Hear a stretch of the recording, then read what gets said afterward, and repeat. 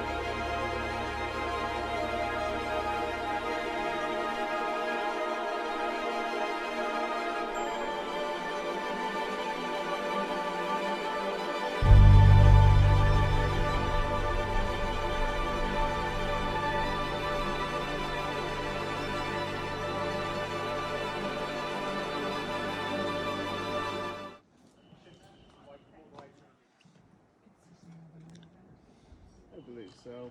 Younger.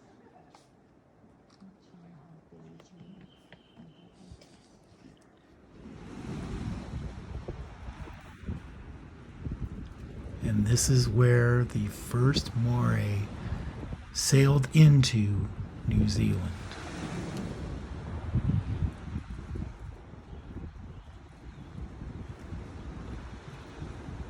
Had Ranginui, our Sky Father, and Papa Tuanuku, our Mother Earth.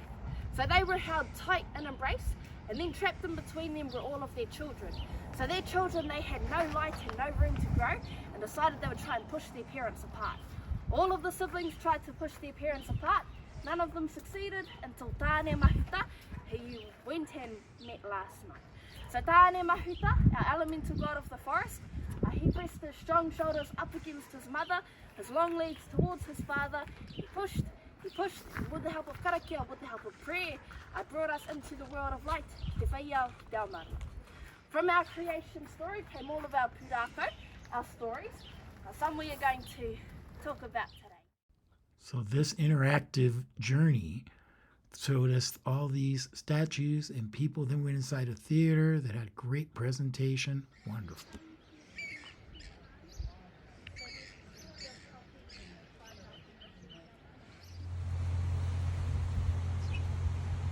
So what are you doing? What do you expect from me, huh?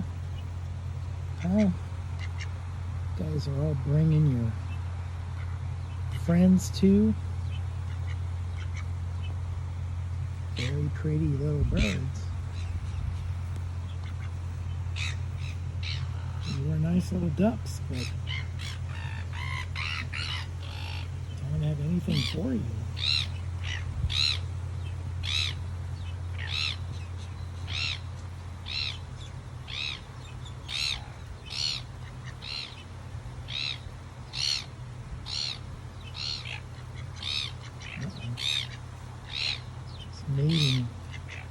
Mating season.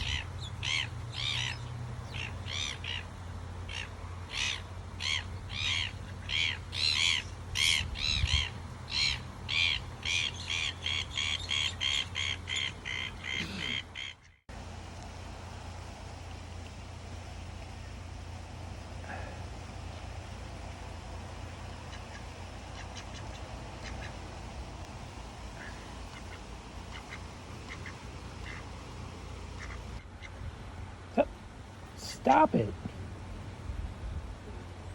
What are you doing? You're just gonna attack me, huh? I don't have to sit here and take this.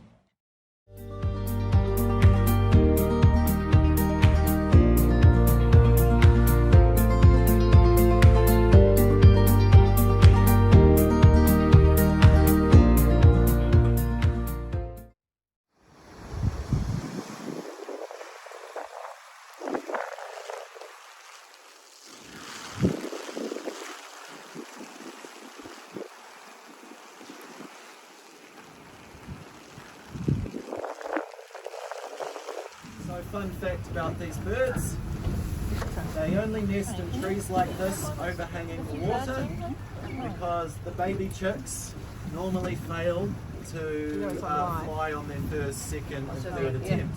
So as you can see, the babies fall to the water and then they can climb back up the tree into the nest. Oh, no, I didn't know that.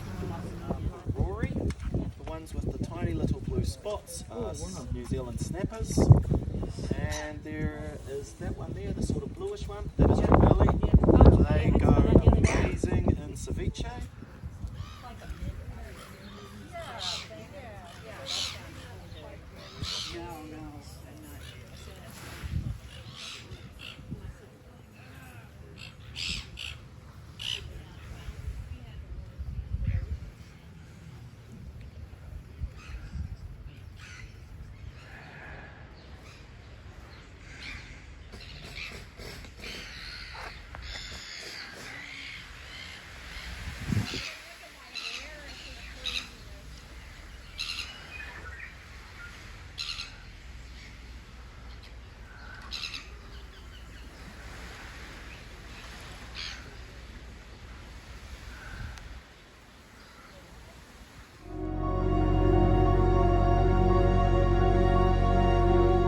And we hatch them, and we'll put a little microchip in the kiwis.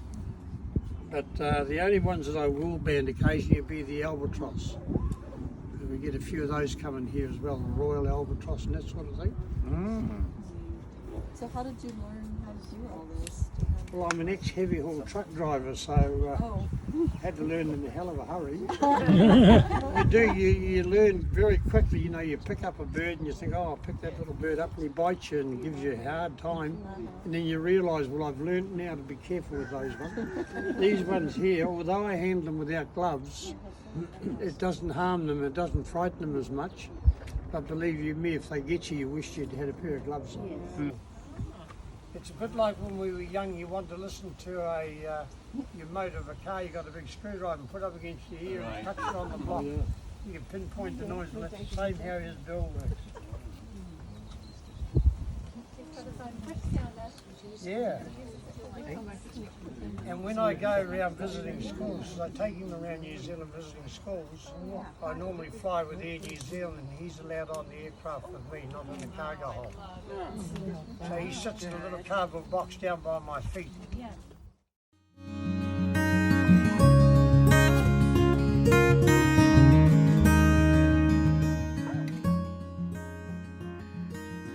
And they decided that Hobbitown was no longer worth it, so they decided to turn it into a gold mine instead. Just kidding. This is part of the gold history of the country. As you can see, there's some advantages in being short. Not too tall. It's kiwi fruit orchard is not the place for you. And as you can imagine, when this is fully laden with fruit, this canopy comes down quite a bit. Alrighty, so in the orchard we need both female vine, and the female vine, all of the canes are laid down onto the canopy. Now, you know how management practices change all the time, it doesn't matter what industry you're in, but the latest orchard management practice is to strip male, and what that means is we have one entire strip or row of male plants, and then we'll have 4 rows of female plants. And in this orchard you'll find a bit of a mixture. It's much easier if you can strip male, because it's much easier as far as the workers are concerned. And Kiwi production is obviously a big industry and very important to the economy. They perform like 70 different tests to make sure that the kiwis are the best that they can possibly export. And of course they export the good stuff, and they keep the bad stuff for their own people.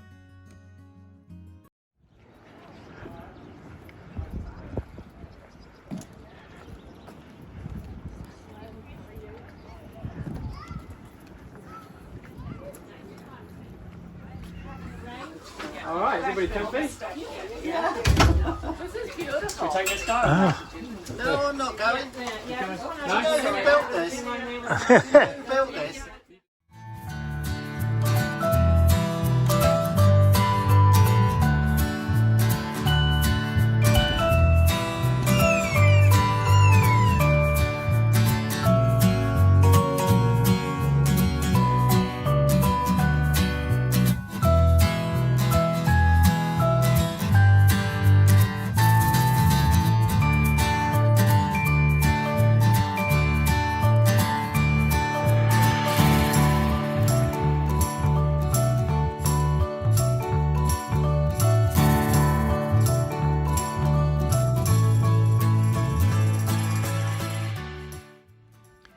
So these hot springs had like 7 pools that you could go into, various temperatures, and a slide to slide down. But there was no video taken because the FCC wouldn't allow it.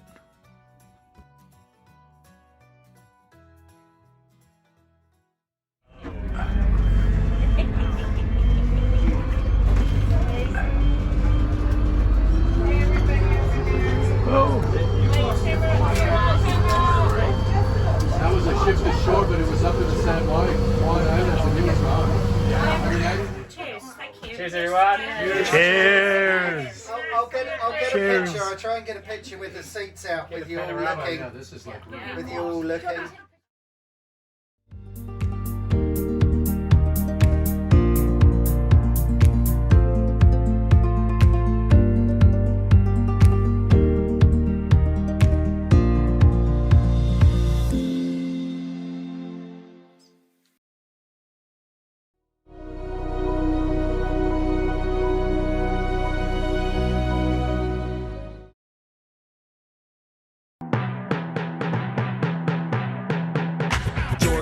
George of the jungle, friend to you and me.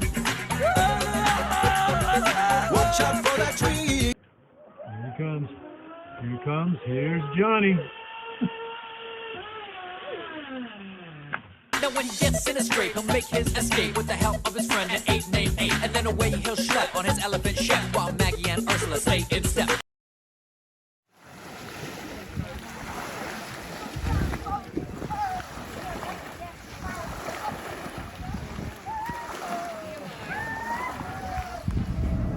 Quite successfully, we made a name for ourselves. We were the first tourism attraction in New Zealand. We were the first to have, I suppose, a native Māori and the European that have migrated to New Zealand live quite harmoniously in a community. So a lot of this was around hosting the guests.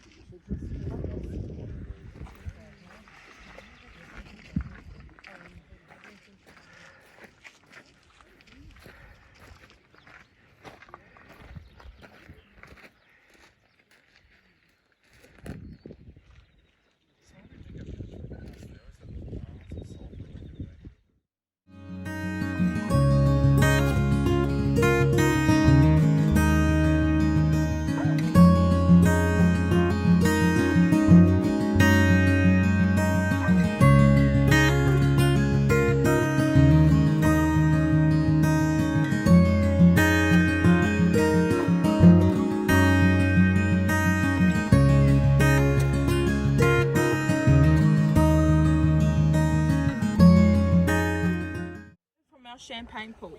So majority of these areas are cooler than the Champagne Pool, except for the ones where you see holes, so the little potholes. That is a straight valve down to the Earth's core, which is pushing out hot water. Yeah. That's so awesome. Yeah. So this water, or like this area here, doesn't stay the same every single day. So it's forever, like he was saying, it's forever changing here in Waitapu. So the park's never the same at all. So some days it could actually be fully yellow. Oh. And then some days it could be all different colours. So it's, yeah, it never ever stays the same.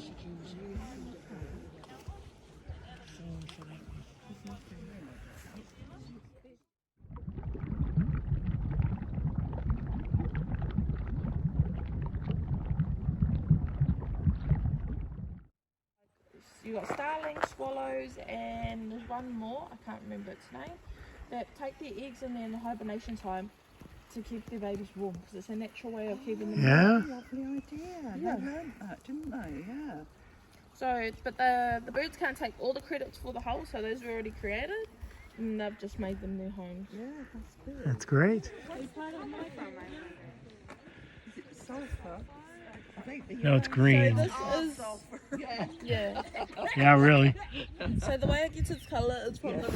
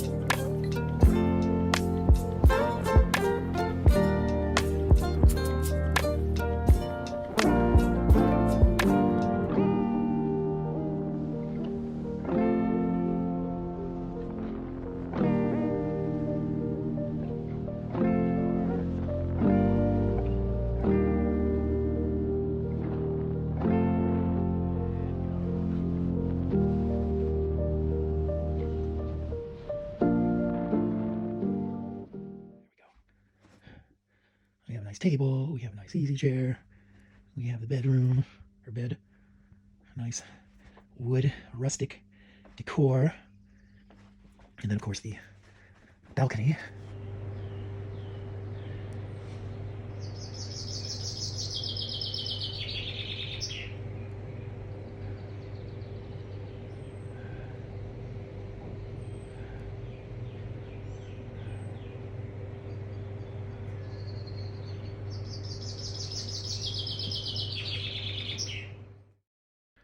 So apparently, gum boot throwing is a big thing in New Zealand, and we stopped off to do a little bit of it on our way on the road.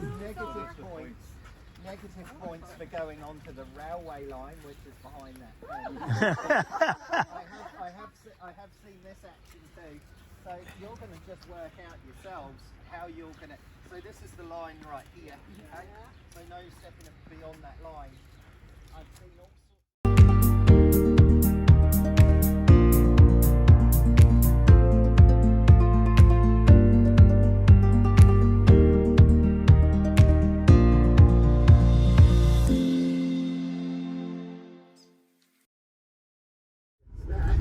you would quite happily say is a fantasy land. You know, designing a film set for The Hobbit or The Lord of the Rings it's a no-brainer here. Like, look around you, it's all a film set. You think, how on earth? Or, you know, but it just is.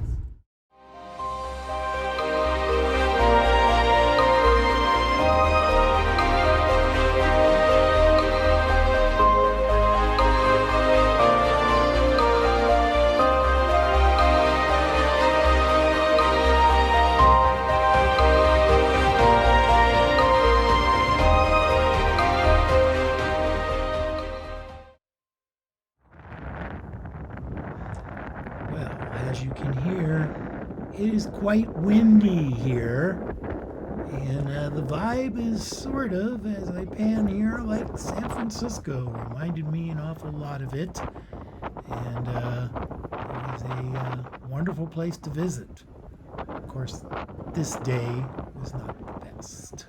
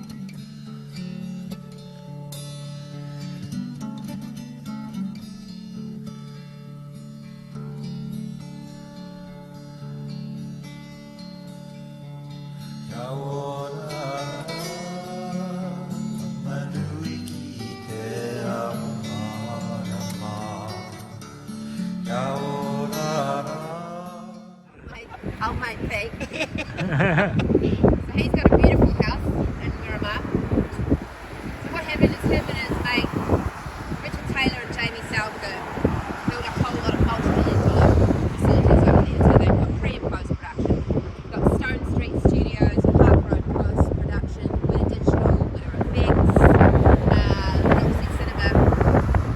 So that's where the films are made. When I'm not. So this is where Peter Jackson and James Cameron work on movies and film, and they wanted to call it Wellywood, but cooler heads prevailed. It is the second largest employer in Wellington, aside from the government.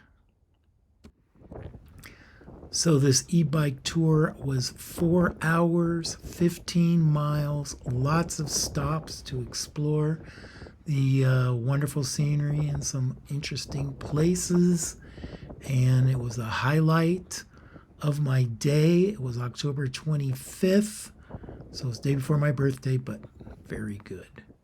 These were the folks I was on it with, and it was lovely. So after my bike ride, I went and had a taco lunch, which was beautiful, and then went to this world-class museum where it highlighted some of the history of New Zealand, which was a land only occupied by birds, like this huge moa. They had no predators, so they grew to be huge. And they had no defense mechanisms. So as you can see from the skeleton, it was mostly meat. So it was a very tempting target.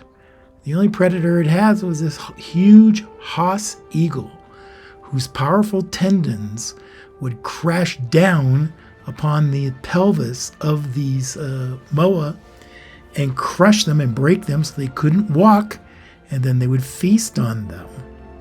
Now, unfortunately, the Moray decided that they could kill all these moas because they were so huge and tasty, and they pretty much wiped them out. Another one victim are the kiwis, the cute little kiwis. They only come out at night, but again, they had no defense mechanisms. So when rats and sloths or stoats and possums came in, they ate all the eggs and really decimated the population of the natural birds. I think 50% of the birds are extinct now, but there used to be. Here's some of them, and they're working on rectifying that, getting rid of all of the predators that they imported. Volcanoes and earthquakes are also very prominent in New Zealand. Here's a fascinating little video showing you the creation of Taupo.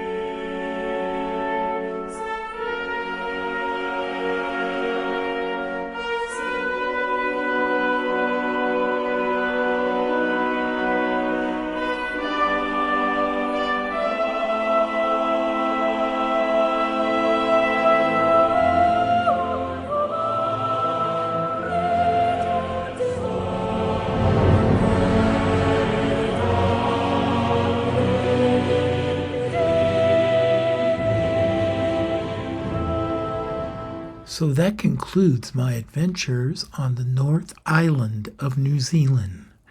Next, we travel to the South Island and the Southern Alps. Stay tuned.